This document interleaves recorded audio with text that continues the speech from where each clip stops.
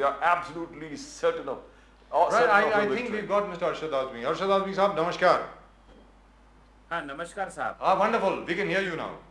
आपकी आवाज़ भी आ रही है और आपकी शक्ल भी दिख रही है. ज़बरदस्त. अरशद आज़मी साहब, आप ये बताएं, कर्नाटक में वोटिंग कल है, आपको क्या लगता है क्या होने वाला है सर? सर बताएं. देखिए साहब, कर्नाटक में कल वोटिंग है और लोग जो है महंगाई, बेरोजगारी और भ्रष्टाचार से मुक्ति पाने के नाम पर वोट करेंगे। हालांकि भाजपा ने लोगों को बहुत बहकाने और बहलाने और भटकाने की कोशिश की। पूरे प्रचार के दौरान आपने देखा कि किस तरह से भाजपा का प्रचार हुआ। प्रधानमंत्री जी ने प्रचार शुरू किया और जो नेशनल मीडिया जिसे कहा जाता है, हालांकि मेरी समझ से अब उसे मीडिया नहीं कहा जाना चाहिए, क्योंकि वो एक प्राइवेट चैनलों की तरह वो काम कर रहे हैं। तो जिस तरह मोदी जी का प्रचार शुरू हुआ और जिस तरह से नेशनल मीडिया ने जो प्रोपेगेंडा शुरू किया कि मोदी जी यहाँ से आएंगे और जोरदार स्ट्रोक लगाएंगे और चौके छक्के लगाकर पूरे कर्नाटक के इलेक्शन को, चुनाव को वो बदल देंगे, पर ऐसा हुआ नहीं। वो भी वहां पर मोदी जी का जो पूरा ये रहा परफॉर्मेंस, आपने देखा कि पहले दिन वो जब कर्नाटक गए तो वो रोने लगे कि लोग मुझे गालियां दे रहे हैं, मुझे कांग्रेस के लोग मुझे गाली दे रहे हैं। और उन्होंने गिनाया कि 91 मर्तबा कांग्रेस ने उन्हें गाली दी। एक प्रधानमंत्री के पास इतना वक्त कहां से आया कि उसे अपने ऊपर आने वाली गालियां तक याद रह गई। उसके बाद फिर थोड़े दिन के एक दो दिन बाद ही जब वो विक्टिम कार्ड उनका नहीं चला तो उन्होंने फौरन जो है वो बजरंग दल पे जो बैंक की बात हो रही थी उसका सहारा लिया। उसका सहारा लेकर उन्होंने बजरंग बली की तुलना जो है वो बजरंग दल से कर दी। तो कम से कम भारतीय जनता पार्टी को इंसानों की कदर नहीं है, कम से कम देवताओं की तो कदर करनी चाहिए कि बजरंग बली जी जो है तुलना जो है उन्होंने बजरंग दल से की। फिर वो भी हथकंडा लोग उनके काम नहीं आया, इसलिए कि कर्नाटक की जनता और पूरे देश की जनता जो है जी. वो भक्ति और पाखंड का मतलब समझती है, उसका फर्क समझती है। फिर वो चले आए। उसके बाद जो है उन्होंने कांग्रेस पर हमला किया, सोनिया गांधी जी पर हमला किया, शाही घराना कह के बुलाया। यहां तक लोगों को भड़काने की कोशिश की कि उन्होंने सोनिया गांधी जी पर इल्जाम लगाया और सिर्फ इलेक्शन कमीशन में जाकर लगाया कि सोनिया गांधी जी जो है वो कर्नाटक को भारत से अलग करने की कोशिश कर रही हैं। तो ये सारी जो छटपटाहट थी भारतीय जनता पार्टी की और उनके बड़े नेताओं की, वो इस बात को दर्शा रही थी। लोगों को ये बात समझ में आ रही थी कि 40% कमीशन की सरकार का जो नारा जी. कर्नाटक की आवाम ने, जनता ने लगाया है, वो पूरी तरह से भारतीय जनता पार्टी को आने वाले इलेक्शन में विफल करने जा रहा है। लेकिन अरशद आज़मी साहब ये बताएं, मैं भारतीय जनता पार्टी की कैंपेन की बात कर रहा हूँ. जी जय बजरंग बली, हनुमान चालीसा हर जगह पे वगैरह वगैरह वगैरह, लगता तो ऐसा है उसका प्रभाव पड़ा है कांग्रेस पर भी, क्योंकि डीके शिव कुमार जी को ये कहना पड़ गया कि मैं हर डिस्ट्रिक्ट में हनुमान मंदिर बनवाऊंगा। ये आखिरकार कहने की आवश्यकता क्या पड़ गई उनको, अगर उन पे इस बात का प्रभाव नहीं पड़ा? अरशद आज़मी साहब देखिए, मैं जहां तक प्रभाव पड़ने की बात है तो जो भारतीय जनता पार्टी का जो प्रोपेगेंडा था उसका प्रभाव जनता पर नहीं पड़ा। जी. लेकिन चूंकि भारतीय जनता पार्टी लोगों को ये भड़का रही थी कि बजरंग दल पर बैन जो है वो बजरंग बली पर बैन है, जी. तो उस चीज को लोगों को समझाना भी जरूरी था कि बजरंग दल पर को बैन लगाना, बजरंग बली पर बैन लगाना नहीं हुआ। बजरंग बली जो थे वो न्याय के लिए हमेशा लड़ते रहे, अन्याय के खिलाफ उन्होंने संघर्ष किया और किस तरह से जमीन के ऊपर जो है वो न्याय का वो एक कायम किया।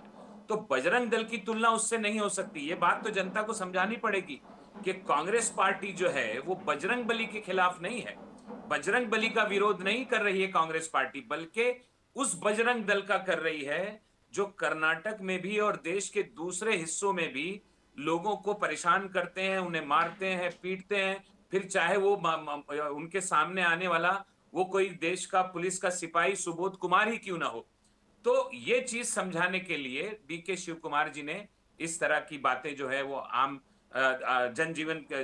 जनमानस तक पहुंचाने की कोशिश की। और एक और चीज अरशद आज़मी साहब, इसके पहले कि प्रदीप जी आपसे सवाल पूछे हैं, मैं ये जानना चाह रहा हूं आपसे कि भाई कैंपेन के दौरान हम लोगों ने ये भी देखा कि भारतीय जनता पार्टी का थ्रस्ट बिल्कुल साफ था कि आप जब वोट यहां दे रहे हैं, आप वोट जो है वो नरेंद्र मोदी जी को दे रहे हैं।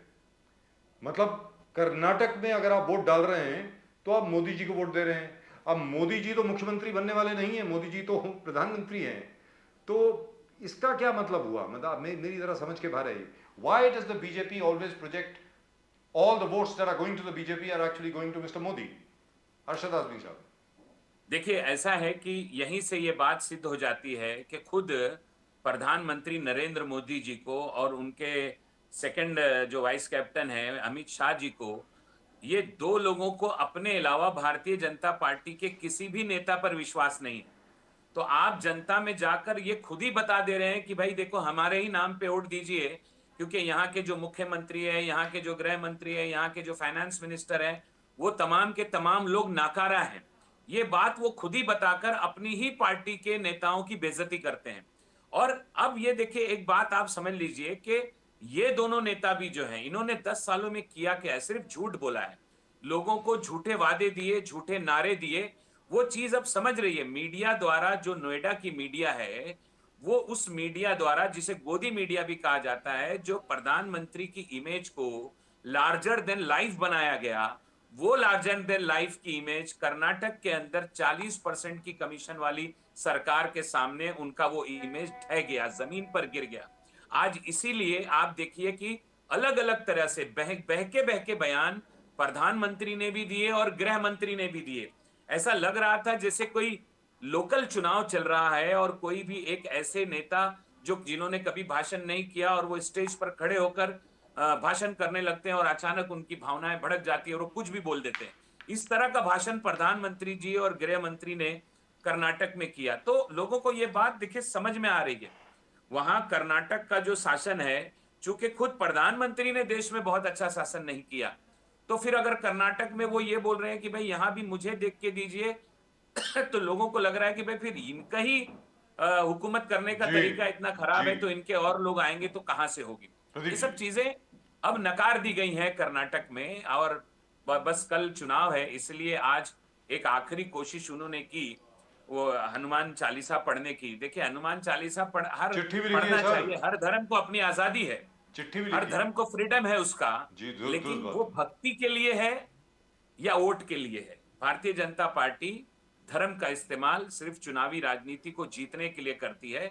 इसके अलावा भारतीय जनता पार्टी का धर्म से कोई लेना देना नहीं. यहाँ पर प्रदीप जी, वन सेकंड, एक छोटी सी बात मैं अरशद आज़मी साहब से पूछना चाहता हूँ. अरशद आज़मी साहब, फॉर एग्जांपल जैसे आप हैं, ठीक है, मैं अनुमान लगाता हूँ कि आप मुसलमान हैं, आप you are a Mohammedan, you are a Muslim. अगर मान लीजिए आप कर्नाटक में जाते या कहीं पर भी जाते और आप अल्लाह के नाम पर वोट मांगते, नबी के नाम पे वोट मांगते, सल्लल्लाहु अलैहि वसल्लम के नाम पे वोट मांगते, तो इलेक्शन कमीशन आपके साथ क्या करता, ये जरा बताएंगे लोगों को.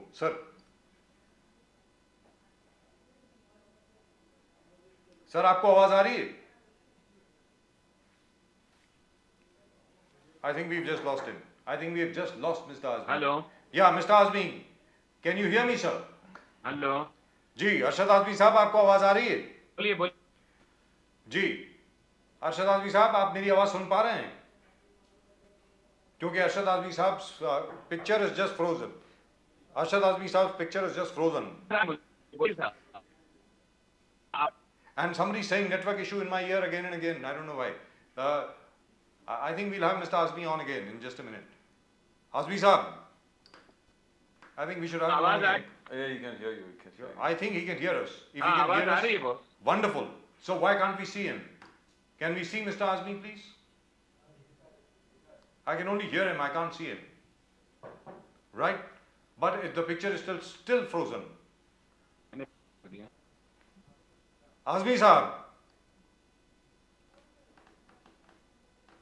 I don't think we have experienced this kind of a network issue for a long time. Right, Mr. Azmi, are you there, sir? I really would like to ask him this question. Or maybe I shouldn't ask him this question, because each time I ask him this question, the network goes. Maybe I'll ask him this again later. Mr. Azmi, can you hear us, sir? He is not connected. He is not connected at all. He is not connected. But Pradeep ji, there is a bit of a logic to what the Congress says. I mean, after all, you can't compare Bajrang Dal with Bajrang Bali. Bajrang Dal Bajrang Bali नहीं है. Like India is not Indira, Indira is not India. Let's be very clear. Tamta साहब ने ये बात कही थी, India is Indira, Indira is India. ये क्या है भाई? हिंदुस्तान जो है उसकी मतलब 10,000 साल या 20,000 साल पुराना इतिहास है. वो एक इंदिरा गांधी कैसे हो सकता है? उसके ऊपर अगर आपको ऑब्जेक्शन है तो बजरंग दल बजरंग बली नहीं है. बजरंग दल हो सकता है बजरंग बली के नाम से हो, लेकिन अगर वही बात करनी है प्रदीप जी तो देखा जाए जो आज की तारीख में हमारे पहलवान जो रेसलर्स जो हैं जो जंतर मंतर पर बैठे हैं प्रोटेस्ट में, उनमें से एक बजरंग पुनिया भी है. तो इसका क्या मतलब हुआ? एक बाबू बजरंगी भी हैं जो जेल में थे, अगर आपको याद होगा. तो इसका मतलब ये थोड़ी है कि वो बजरंग बली हो Congress गया. left one particular stone for which the BJP could expose itself was comparing PFI and the Bajrang Dal That together. was stupid. That was Now utterly stupid. that was probably Congress way of pulling the Muslim votes towards Yes, that's right. that, and BJP also hyped the entire thing to see that polarization of vote takes place. Yes. And BJP consolidates its votes. At the same time, Congress gets that part of the. But who was that gentleman from the BJP who said we don't need Muslim votes? There was one gentleman who said we don't need Muslim votes. As far as there was somebody from Karnataka who No, actually said even that. if he didn't say, it's very clear that I mean you don't believe majority of Muslims to vote for BJP after And Muslims are not going to vote for the BJP. BJP. Unlikely. It goes unsaid, and it goes said. It doesn't make it much of a difference. even But if he said that. this election is really crucial for the BJP. Let's be very clear. It's more You crucial got for the Karnataka is BJP. totally a mixed race. People with strict religious and spiritual beliefs. You got everything out there. You got development. You got educated crowd. You got the best. You can say the best BPO services or all kind of these kinds of things all around Karnataka and Bangalore. Very well connected corporate sector. You know, it's a mixed kind of populace. Yes. That works everything. So it's going to be a very strict battle. You don't know, a 1%, 2% swing here and there could change the fortunes of both the BJP and the Congress. But if you talk to a normal Kannadiga, though he says on camera that these kinds of things don't impress him or will not sway his thoughts where religious things are concerned, but deep inside, every Kannadiga, there is an element of religious and spirituality that probably Mr. Modi, the BJP and the right wing wants to project, touch and ignite, But and Pradeep which ji- they have actually succeeded. But after Pradeep ji, Mr. at the end of the Modi. day, Bangalore is the IT capital of India. Exactly. Right? And look what we have done to it. The lakes of Bangalore spew toxic gases. I mean, it's terrible. There's a toxic foam which comes out of all the lakes of Bangalore. Bangalore used to be such a beautiful city. What have we done to it? Each time it rains, the whole place floods. I mean, what are we doing? Why should anybody vote for any of these political parties? I'm surprised that some local alternative has not come up at all. I mean, this is like terrible. Whatever's happening at the moment. So finally, I think it'll be, what? Bajrang Bali versus somebody else? Is that where we're going? I mean, at the But end of the day? BJP is very, after the 2004 episode where they tried India shining and they gave Hindutva the backside, pushover, and they said we are only talking on development. They can never win. And they saw that in spite of doing good work, they lost the election. Yes. So Shining Mr. Modi, India yes, does not work with the doesn't- BJP. It never worked. Jai Siyaram does. Yes, it does. Let's So- see if Jai Bajrang Bali works. So Mr. Modi is combining development and Hindutva together, and that seems to be a winning formula. Right. Continuously, election after election, and BJP has increased vote share to #1, which always held by the Congress.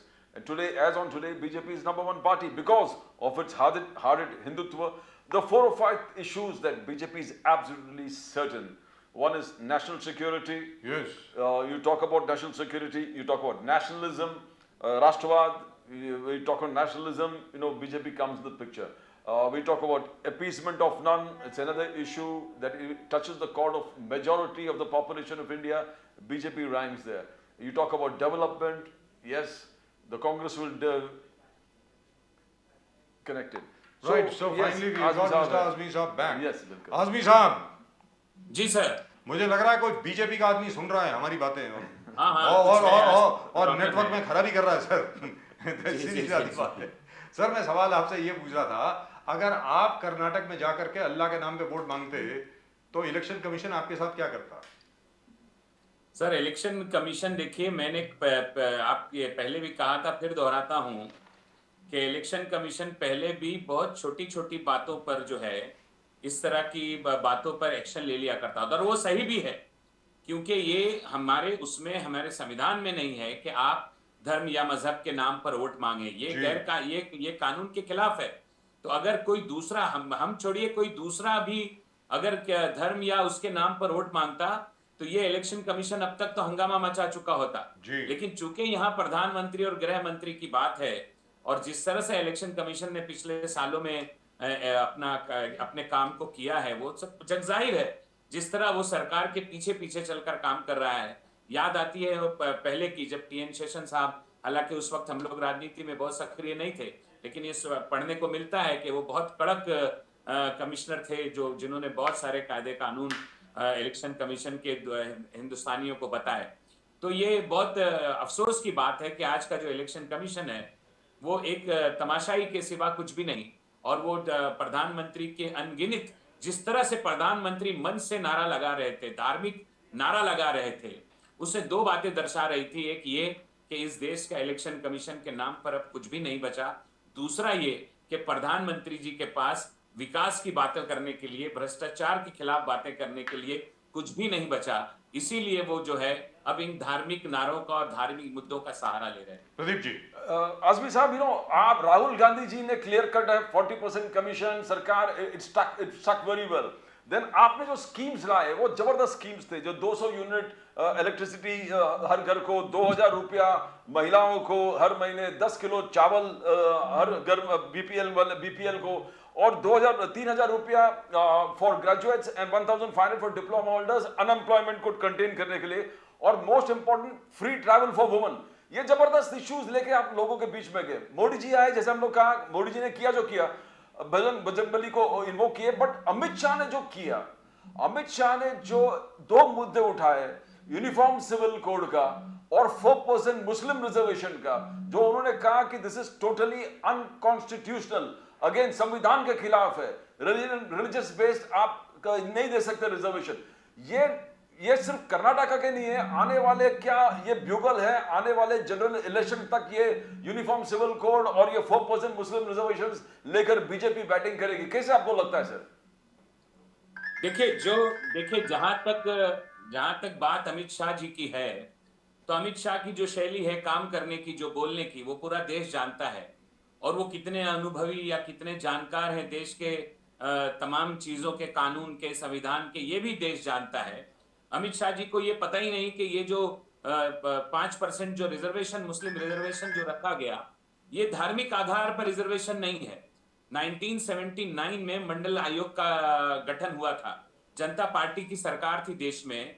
मंडल आयोग ने पूरे देश के अंदर तमाम धर्म और तमाम जातियों का इस तरह से मिलाकर, मुझे तकरीबन 3773 कुछ जातियां थी जिनका सर्वे मंडल आयोग ने किया था, जो जनसंख्या के हिसाब से इस देश की 44% थी। यानी वो 44% थे इस देश की जनसंख्या में। तो उन्होंने पिछड़ेपन के आधार पर, चाहे वो एजुकेशनल हो, चाहे वो सामाजिक हो, चाहे वो आर्थिक हो, पिछड़ेपन के आधार पर ये रिजर्वेशन की सिफारिश मंडल कमीशन ने की थी। सच्चर कमीशन की भी एक रिपोर्ट आई थी। सच्चर कमीशन में भी ये कहा गया था कि चूंकि मुस्लिम जो समाज है, वो समाज धीरे धीरे पिछड़ता जा रहा है, और अब उसकी हालत ये हो चुकी है कि अब वो देश में सबसे पिछड़ा समाज है।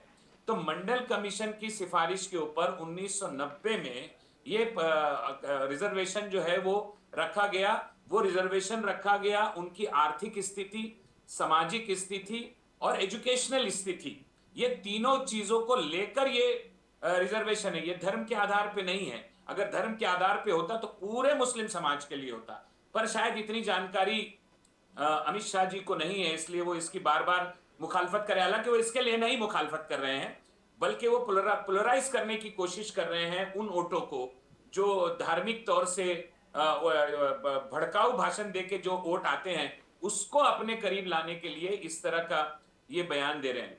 दूसरी एक बात में, और आपने जो दूसरा सवाल किया सिविल Uniform यूनिफॉर्म code. के बारे में आपने ये बताया जो है, यकसा सिविल कोड जिसे कहा जाता है उर्दू में। जी। देखिए साहब, ये इसका भी टारगेट जो है, ये इस तरह के जब भी सवाल आते हैं तो उसके मीडिया जो है और दूसरे लोग भी हैं, वो कॉमन सिविल कोड को मुस्लिम समाज की तरफ क्यों उछालते हैं? इस देश में विभिन्न धर्म और विभिन्न जातियों के लोग रहते हैं। ये सबकी सहमति से ही अगर ये कानून बना तो इस देश में बनेगा। लेकिन होता क्या है, जैसे ये कॉमन सिविल कोड की बात आती है तो ये गेंद उछाल दी जाती है मुस्लिम समाज की तरफ। ये तो 20% है मुस्लिम समाज देश में, अभी तो 80% में सहमति है क्या इसको लेकर? 80% की सहमति को पहले जाहिर कीजिए, क्या 80% सहमति है और फिर किन मुद्दों पर सहमति है? ये सब बातें तो बाहर आना बाकी है। लेकिन इन बातों से चूंकि इन भारतीय जनता पार्टी को कुछ लेना देना नहीं, इसलिए वो कॉमन सिविल कोड का ये मुद्दा उठाते हैं और किसी भी नेता, मुस्लिम नेता से उस पर रिएक्शन लेते हैं, वो बोल देता है हम मुखालफत कर रहे हैं, और पूरे देश में ये हो जाता है कि देखो ये कॉमन सिविल कोड की मुखालफत कर रहे हैं। तो ये जरूरत है इस बात की कि आप जाइए ना साहब, पूरा देश है, हजारों जातियां हैं, कई धर्म हैं, कई जबानें हैं, कई रीति रिवाज हैं, कई रस्में हैं जो अलग अलग जातों में, अलग अलग कबीलों में मनाई जाती हैं।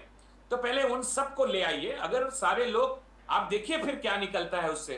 क्या इस देश में कॉमन सिविल कोड नाफिज होने जैसा है, जहां हर 25-50 किलोमीटर पर जबान बदल जाती है, वेशभूषा बदल जाती है, रीति रिवाज बदल जाता है? तो ऐसे देश में क्या कॉमन सिविल कोड की गुंजाइश है?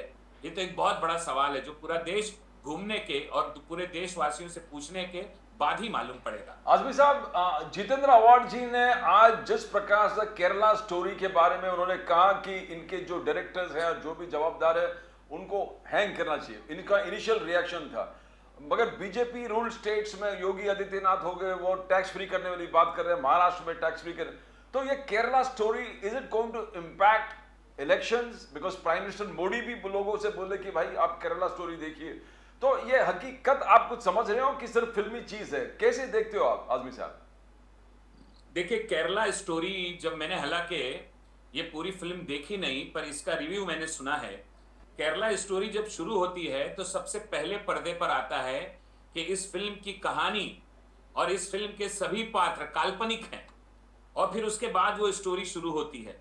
उसके बाद जो है वो आखिरी में डायरेक्टर और प्रोड्यूसर इस बात का वहां पर घोषणा करते हैं कि 32,000 लड़कियां केरला से जो है वो बाहर सीरिया और दूसरे मुल्कों में भेज दी गई ISI के संगठन के लिए काम करने के लिए। तो डायरेक्टर और प्रोड्यूसर ने पहले ही कह दिया ये काल्पनिक है। उसके बाद जब ये मामला और बढ़ा, इसकी छानबीन हुई, सब कुछ हुआ, तो सिर्फ 32,000 से वो चीजें नीचे उतरते उतरते उतरते 3 पर आ गई। सिर्फ 3 ऐसे मामले मिले जो इस तरह के मामलों से थोड़े बहुत मेल खाते थे। तो ये कहानी वहीं झूठी हो गई। दूसरी एक बात देखिए, प्रधानमंत्री जी ने पिछले 10 साल में सिर्फ 2 फिल्मों की वकालत की, सिर्फ 2 फिल्मों के लिए को आपको देखने को कहा। एक कश्मीर फाइल, दूसरा केरला स्टोरी। ये दोनों ही फिल्में जो हैं वो समाज में नफरत बढ़ाती हैं, और दोनों ही फिल्में झूठे प्रोपेगेंडे पर आधारित हैं। हजारों, आज की डेट में पिछले 3-4 दिनों में हजारों चैनलों पर हजारों एक्सपर्ट्स ने अपनी अपनी राय दी है। हर एक्सपर्ट की ये राय है कि ये फिल्म जानबूझकर एक प्रोपेगेंडे के लिए बनाई गई है। अच्छा, जैसे ही ये फिल्म बाहर आई वैसे ही गुजरात की एक रियल स्टोरी बाहर आ गई। गुजरात में 5 साल में 2015-16 से लेके 2020-21 तक 41,000 लड़कियां जो है वो गायब हो गई हैं। अहमदाबाद में 4,000 के करीब कुछ लड़कियां गायब हो गई। बड़ौदा में 5,000 के करीब कुछ महिलाएं गायब हो गई। और मोदी जी कह रहे हैं कि केरला स्टोरी, गुजरात स्टोरी का पता लगाइए। गुजरात में क्या हो रहा है? क्या गुजरात वो स्टेट जहां से प्रधानमंत्री भी आते हैं और जहां से गृह मंत्री भी आते हैं, ऐसी जगह पर इस तरह के काम हो रहे हैं? ये तो अफसोस की बात है। लेकिन मैंने कहा ना, देखिए नीयत में खोट है। जिस तरह कर्नाटक की सरकार ने, बीजेपी सरकार ने 4% रिजर्वेशन को हटाने की बात की, सुप्रीम कोर्ट ने तुरंत उनको फटकार लगाई। तुरंत उस पर यह कहा कि आपकी इसके पीछे जो हटाने की जो नीयत है वो ठीक नहीं है। तो भारतीय जनता पार्टी की नीयत ठीक नहीं है। इसी के लिए भारतीय जनता पार्टी द्वारा ही ऐसी फिल्मों का निर्माण करने के लिए लोगों को उनको आगे बढ़ाया जाता है। अच्छा, एक चीज और मैं ये पूछ रहा हूं, 32,000 लड़कियां गायब हो गई, कहां से आई ये रिपोर्ट? किसने ये रिपोर्ट दिया? कौन इसकी सच्चाई को साबित करेगा? मैंने कह दिया हो गया, ऐसे तो सभी लोग कहकर उठेंगे।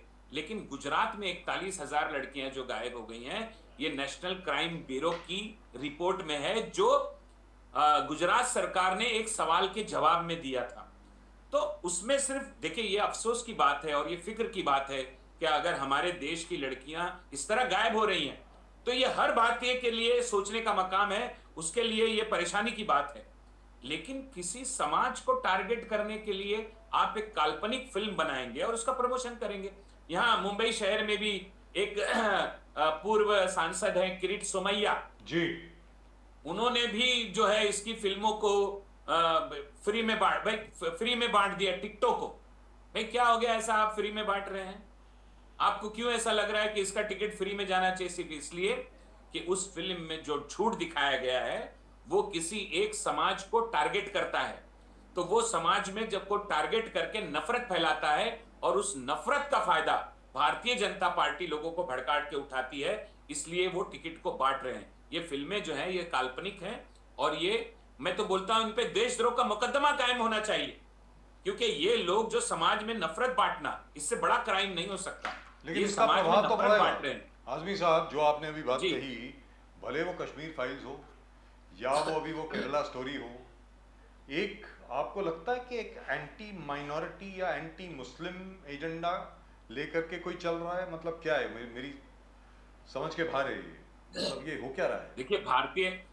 देखिए भारतीय जनता पार्टी जो है वो एजेंडा लेकर चल रही है, एंटी मुस्लिम एजेंडा लेकर चल रही है।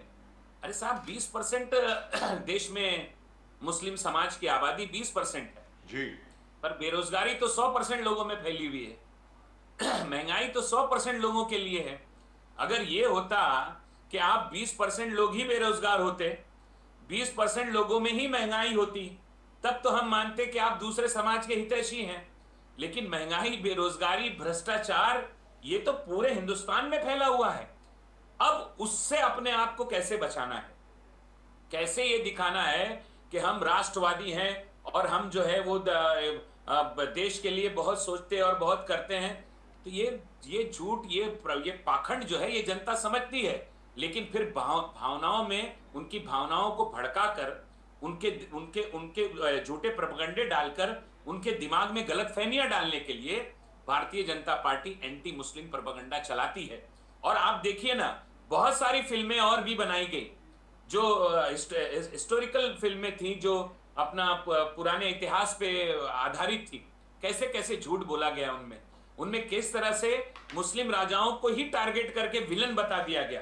अरे भाई, ये देश उस हुमायूं का भी है जिसने अपनी बहन जो उनकी जो रानी थी यहाँ की, उनके लिए उस एक राखी के छोटे से बंधन के लिए, जी, चित्तौड़ की जो महारानी थी, करेक्ट, हाँ महारानी थी, जी। तो हुमायूं ने अपनी उस बहन के लिए जो हिंदू समाज से आती थी, अलग अलग राजाओं से जाकर जंग की और अपनी बहन की रक्षा करने का उन्होंने ये काम उठाया। हम तो उस हिंदुस्तान के हैं जो हिंदू, मुस्लिम, सिख, ईसाई की बुनियाद पर जिसने लड़ाई लड़ी थी और भारत को आजादी दिलाई थी, उस समाज में आज लेकिन की, अरशद मैं आदमी आपको साहब, बताऊं, मैं आपसे एक जानना छोटी सी चाह रहा बात सर मैं बताना चाहता हूँ, एक छोटी सी बात। जी बोलिए। हम लोग जब छोटे थे, आज से 30-40 साल पहले की बात है, तो रामायण सीरियल आया करता था टीवी पर जी, रामायण सीरियल देखने के लिए सभी लोग टूट पड़ते थे, करेक्ट है। और उसमें हमने कहानियों में सुपर हीरो पढ़ा था फैंटम का नाम, और टीवी पर पहली बार हमने सुपर हीरो देखा था हनुमान जी को, जो अपने हाथ में पूरा पहाड़ लेकर उड़ते हैं। उस वक्त हनुमान जी हिंदू और मुसलमान नहीं हुआ करते थे। उस वक्त हनुमान जी जो है वो पूरे देश के बच्चों के लिए एक सुपर हीरो की हैसियत रखते थे, जो अन्याय के खिलाफ लड़ रहा होता था। लेकिन ये भारतीय जनता पार्टी के आने के बाद 1989 और 90 के बाद जो है वो ये तमाम के तमाम देवता हिंदू और मुसलमानों के बीच बांट दिए गए। मुझे आप ये समझ में नहीं, महाभारत लोग कितना उसे देखते थे, अन्याय और न्याय के खिलाफ जंग समझकर देखते थे, लेकिन आज किस तरह से उन राजाओं को, उन देवताओं को इन लोगों ने हिंदू और मुस्लिम की कैटेगरी में बांट दिया। तो ये anti Muslim propaganda Bharatiya Janata party चला रही है, पर ये बहुत दिन नहीं चलेगा इस देश के अंदर। इसलिए बहुत दिन नहीं चलेगा कि देखिए ये देश शांति प्रिय देश है। भारत एक ऐसा देश है जहां जहां बहुत बड़ी तादाद में अलग अलग जातियां, अलग अलग समाज, अलग अलग भाषाएं, अलग अलग वेशभूषाएं, अलग अलग धर्म, इसके बावजूद भारत एक जमहूरी, एक सेकुलर मुल्क है जो पूरी दुनिया में जाना जाता है अपनी इसी चीज के लिए। लेकिन आप कि ये बताएं पूरे सर, कई फूलों का गुलदस्ता है। सर आप ये बताएं, क्या कर्नाटक में, क्योंकि कर्नाटक का इलेक्शन बहुत क्रूशल हो जाता है, कर्नाटक का जो इलेक्शन रिजल्ट है वो बहुत ज्यादा इंपॉर्टेंट हो जाता है। कर्नाटक में क्या लोग, जैसा आप बता रहे हैं, क्या इस बहकावे में आएंगे या फिर वो आपको वोट देंगे? अरशद आदमी साहब देखिए, मुझे बिल्कुल भी इस बात में कोई शक नहीं है कि कर्नाटक में जो भी कोशिश लोगों को भड़काने की, बहलाने की भारतीय जनता पार्टी की तरफ से की गई है वो कामयाब हो पाएगी, ऐसा एकदम भी नहीं है। इसलिए कि देखिए, पेट की भूख जो है ना वो सबसे बड़ी होती है। आज लोगों को अपने बच्चों, आने वाले वक्त में अपने बच्चों का भविष्य देखना है। कितने सारे नौजवान जो है वो अच्छी अच्छी पढ़ाई करके, बड़ी बड़ी डिग्रियां लेके बेरोजगार भी घूम रहे हैं हिंदुस्तान के अंदर। तो वो लोगों को दिखाई दे रहा है। और जिस तरह से भ्रष्टाचार इस हुकूमत ने कर्नाटक में किया है, 40% कमीशन की सरकार, ये कर्नाटक की आवाम का नारा है साहब। ये कर्नाटक की आवाम ने ये नारा लगाया है। तो मुझे बिल्कुल भी इस बात में कोई भी डाउट नहीं है कि 10 तारीख को जो पोलिंग होगी और 13 तारीख को जो रिजल्ट आएगा, भारतीय जनता पार्टी 40 के आंकड़े में फंस के रह जाएगी। 40% कमीशन वाली जो सरकार है, मुझे लगता है 40 का आंकड़ा भी पार नहीं कर पाएगी। आदमी साहब, एक और सवाल छोटा सा, आपने क्योंकि सच्चर कमेटी की बात करी, मैं एक छोटा सा सवाल आपसे पूछ रहा हूं। सच्चर कमेटी के बाद रंगनाथ मिश्रा कमेटी बिठाई गई थी पार्लियामेंट द्वारा, आपको याद होगा जी। रंगनाथ मिश्रा कमीशन की रिपोर्ट पार्लियामेंट के पटल पर 2009 या 2010 में रख दी गई थी। उसके बाद उस पर एक भी डिस्कशन नहीं हुआ है। रंगनाथ मिश्रा कमीशन की जो रिकमेंडेशंस हैं वो पढ़ने लायक हैं।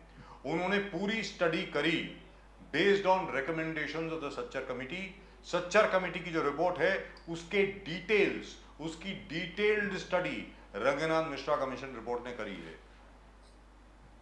ये क्या बात है कि आज तक उसके बारे में कांग्रेस के भी किसी नेता ने मांग नहीं की है कि भाई उस पर डिस्कशन तो हो, लाइए तो सही, बात तो करिए, ऐसा क्यों है?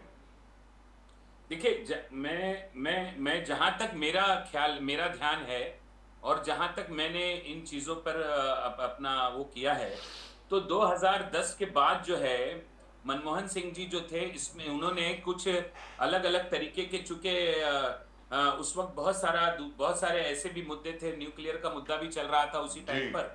तो उस समय मेरा जहां तक ख्याल है कि कुछ एजुकेशनल उसमें फील्ड में जो है कई सारी, चूंकि सच्चर कमेटी की देखिए जो सबसे अहम उसकी रिपोर्ट में जो सबसे अहम बात थी वही जो है बाद में रंगनाथन कमीशन में भी आई, कि सबसे बड़ी ये बात थी कि मुस्लिम जो समाज है उसको किस तरीके से तालीम के साथ जोड़ा जाए, इसका इंतजाम होना चाहिए। क्योंकि ये मुस्लिम समाज जो है वो शिक्षा के क्षेत्र में बहुत पिछड़ गया है और इसी वजह से वो दूसरे क्षेत्रों में भी पिछड़ता जा रहा है। Correct. तो उसके बाद देखिए मनमोहन सिंह जी की जो सरकार थी उसने कई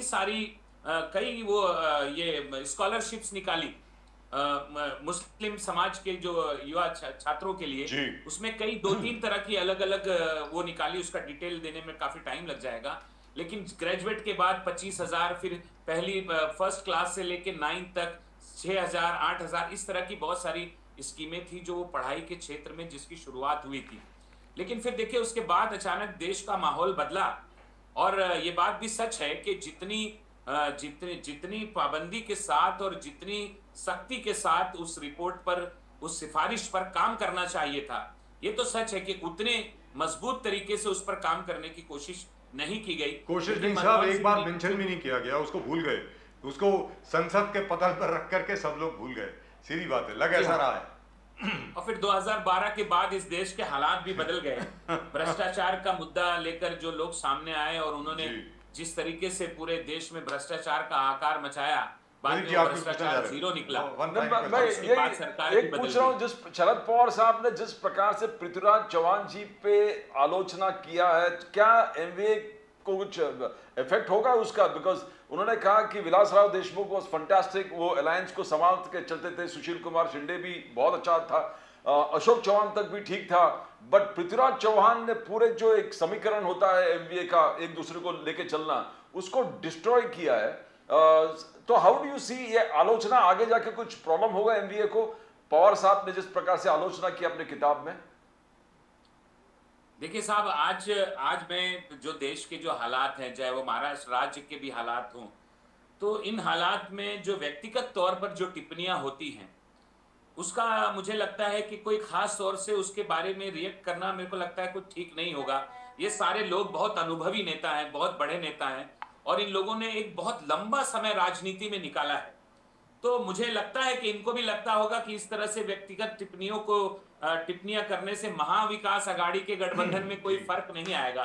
तभी ये लोग एक दूसरे के खिलाफ इस तरह की टिप्पणी कर जाते हैं, क्योंकि आज जो मैंने कहा कि आज जो हालात हैं, इन हालात में महाविकास अघाड़ी और देश के दूसरे राज्यों में भी जो गठबंधन कांग्रेस पार्टी के साथ दूसरी पार्टियों के हो रहे हैं, उस गठबंधन को बनाए रखना और उस गठबंधन के परचम तले आने वाले वक्त में 2024 में राज्य हो या लोकसभा का चुनाव लड़ना, ये इंपॉर्टेंट है।